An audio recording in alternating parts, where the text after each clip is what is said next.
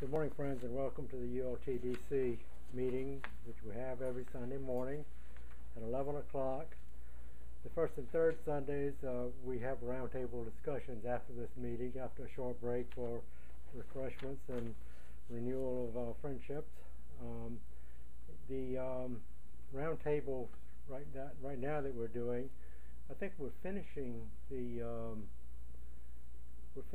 proem now of the Secret Doctrine, and one can really get into the middle of it if one hasn't been involved before and pick up on it. The Theosophical movement has been going on for eons, and it's been passed down to us through the masters, and the most recent passing down through H.B. Blavatsky and William Q. Judge in the late 1800s. It's a complete whole, and the best way to understand it is to delve into the teachings as they were presented and stay with them. Although probably many of us take little bits and pieces here and there. That's not recommended, but even with that, we would maybe get a little bit of an inkling of how we can develop ourselves to be better able to help and teach others. It's all spelled out in the Declaration as why ULT exists, and that's essentially it, to better our understanding so that we can help those around us. Today's talk is going to be on cleansing the mind and heart. In next quarters, we'll start a new quarter next week, and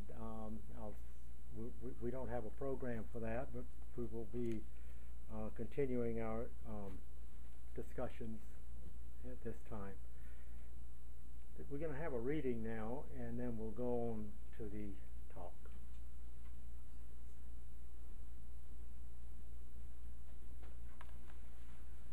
The Voice of the Silence.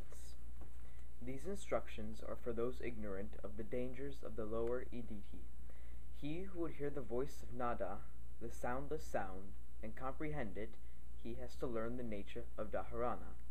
Having become indifferent to objects of perception, the pupil must seek out Raja of the senses, the thought producer, he who awakes illusion. The mind is the great slayer of the real.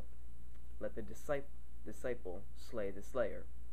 For when to himself his form appears unreal, as dew on waking, all the forms he sees in dreams.